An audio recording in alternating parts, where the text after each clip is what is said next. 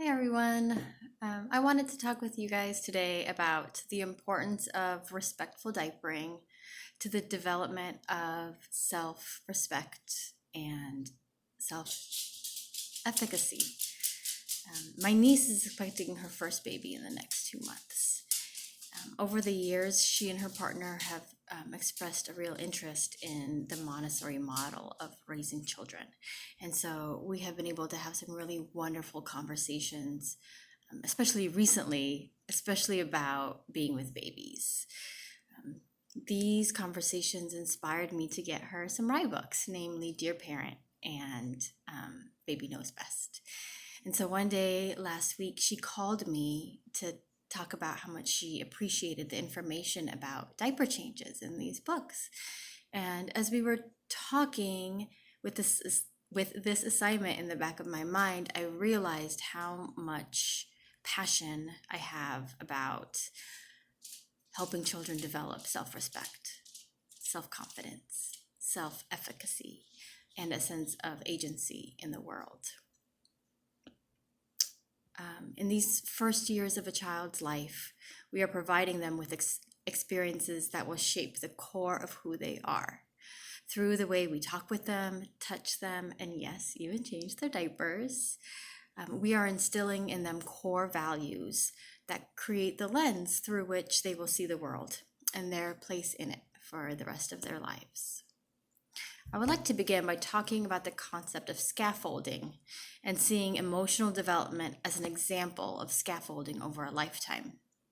The concept of scaffolding is one that is fairly well known in the early childhood field.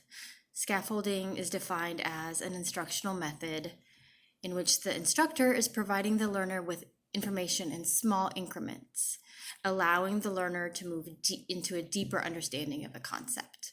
When the learner has mastered one level of the concept, the instructor gives them a little bit more information that builds on that so that the learner can reach a deeper level of understanding. This is evident in how we learn math, for example. Understanding the concept of addition helps us understand the concept of multiplication. Once we can multiply whole numbers, we can work on multiplying fractions and so on.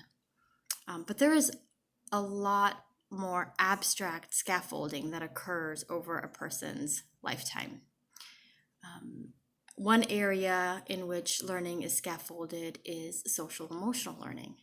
This kind of learning rarely happens through direct instruction, but just like in learning math skills, one lesson builds on another. What a child learns about a relationship at the age of 1 will color how they perceive another social experience at the age of 2, and so on. Erik Erikson spoke a lot about this when he outlined his psychosocial theory of development. In his theory, children learn a specific lesson about the world and their place in it in these different stages of development. These lessons build on one another. So, for example, the first lesson children learn is whether to have trust or distrust in the world. This happens in the first year of a person's life and is based on the child's experiences. If a child's needs are consistently met and they feel safe in their relationships, they will develop a sense of trust in the world. The world is a good place and things generally work out well. If they do not get their needs met or feel safe, they will develop a sense of distrust in the world. Through this lens, the world is not a safe place. Hurt and hunger exist, and usually things do not work out well. If a child learns to distrust the world, they will move on to the next lesson. Erik called it autonomy versus shame and doubt, with this perspective, and will already be steered towards the direction of shame and doubt. If the world is not a safe place and things usually do not go well, you will doubt that the next challenges you face will work out either. When applied to our understanding about the importance of the diapering ritual, you can trace the respect a child is shown during such moments to their feelings of self-respect and self-efficacy later in life.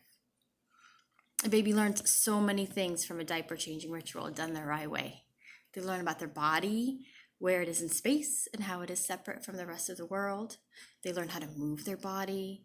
They learn how to predict what is coming next and adjust to it. They learn so much language.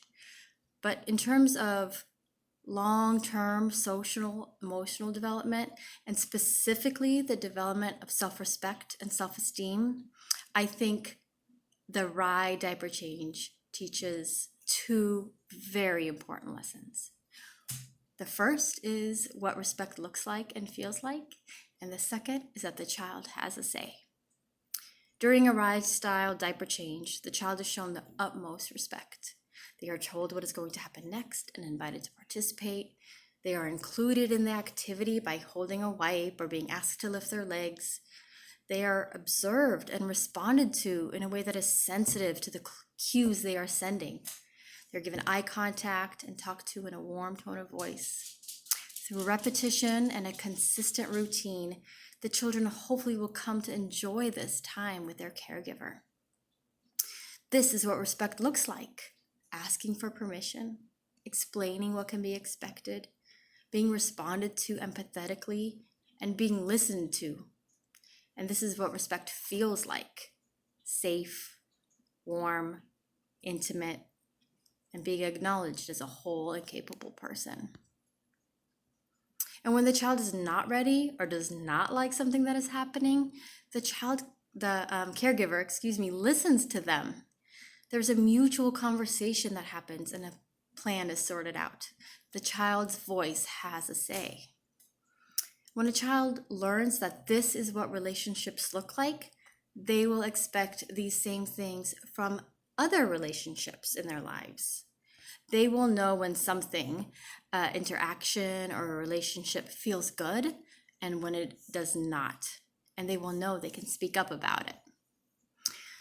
These lessons learned at the earliest age will allow them to approach the next relationships and interactions with this understanding. When they experience an interaction that does not feel good, does not have the hallmarks of respect, they will know that this is not the way relationships are supposed to look and feel. They will compare it to the model they know.